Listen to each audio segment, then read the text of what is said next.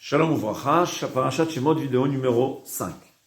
Le pasuk nous dit Vayi Bayamim Arabi Mahem, une fois que le temps s'est écoulé, Vayamot Melech Mitzrayim, le roi d'Égypte, est mort, Vayangru Vene Israël Mina Avoda. Les Israël ont commencé à gémir ou soupirer de leur travail, Vayzaraku, ils ont crié, Vata'an Shamata Mene Elokim Mina Avoda, et là leur cri est monté à Kadosh Baruch Hu à cause de leur souffrance, de leur travail. Et là, Vaishma Elohim, que je reprends, les a écoutés. Il s'est souvenu de l'alliance qu'il a fait avec nos parents, avec nos ancêtres, nos patriarches.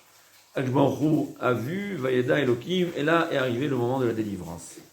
Explique Rashi, c'est quoi Vayamot Melech Mitzrayim? Il est mort, il n'est pas vraiment mort, mais il est la lèpre. Dans la Torah, un lépreux est considéré comme un mort. Et quoi?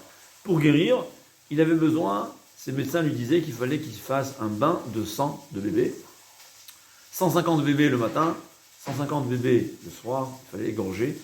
Il y a un certain midrash qui disait que c'était des premiers-nés seulement.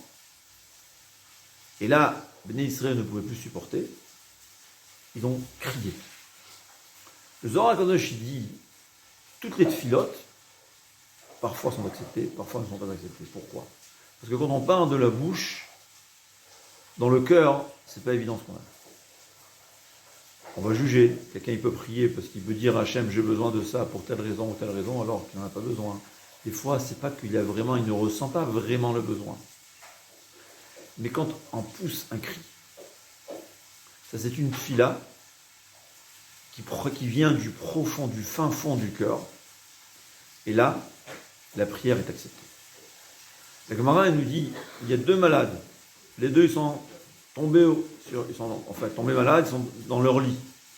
L'un a survécu, l'un a guéri, l'autre non. Pourquoi? L'un a prié du fond de son cœur et l'autre non.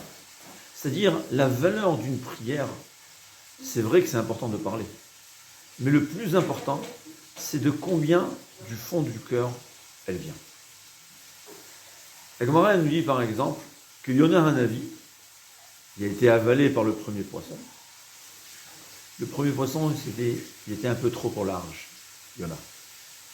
Et donc, il se sentait un peu à l'aise, si on comprend comme ça. Le grand poisson, il a rejeté. Il y a un petit poisson qu'il a avalé. Et là, Yonah s'est mis à prier à Kadosh Baruch Hu. Et on explique, mais quoi? Quand Yonah était dans le ventre du premier poisson, il n'avait pas prié.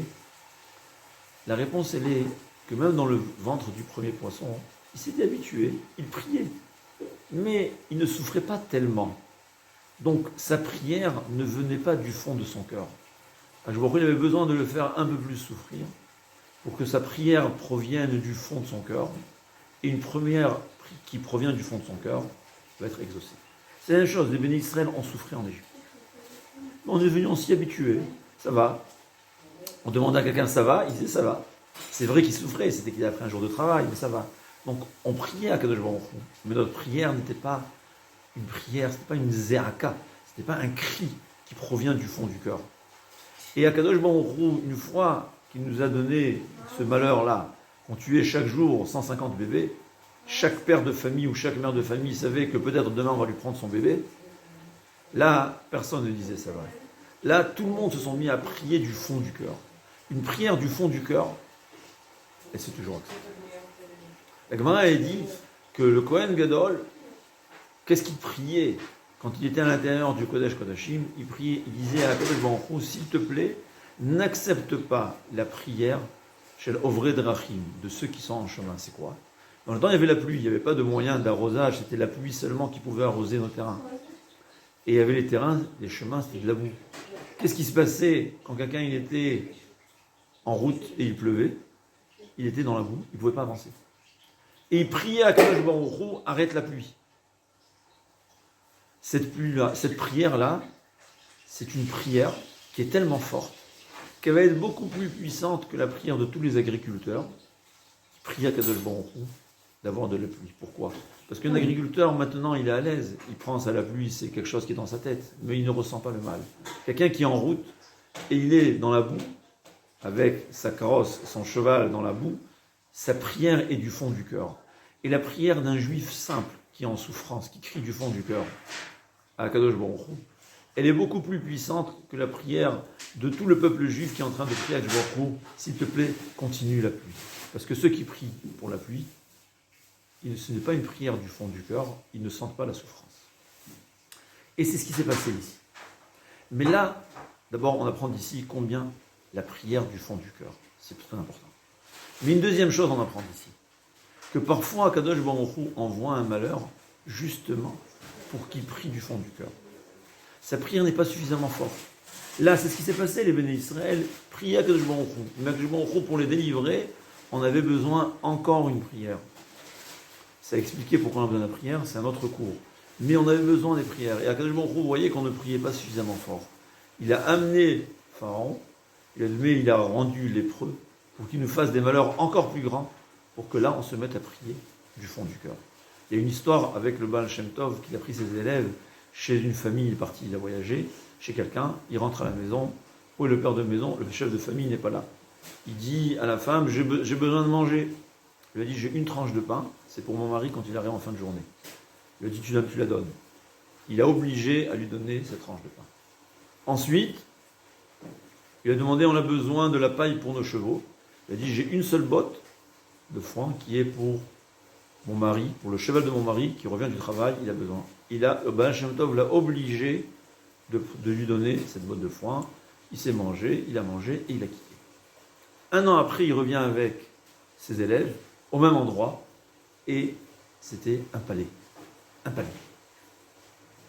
Baal Shem Tov lui demande qu'est-ce qui s'est passé. Il lui a dit, écoute, il y a un an, il y a un rave qui est venu. Il a obligé ma femme de donner tout ce que j'avais à la maison. Je suis arrivé le soir, je n'avais rien.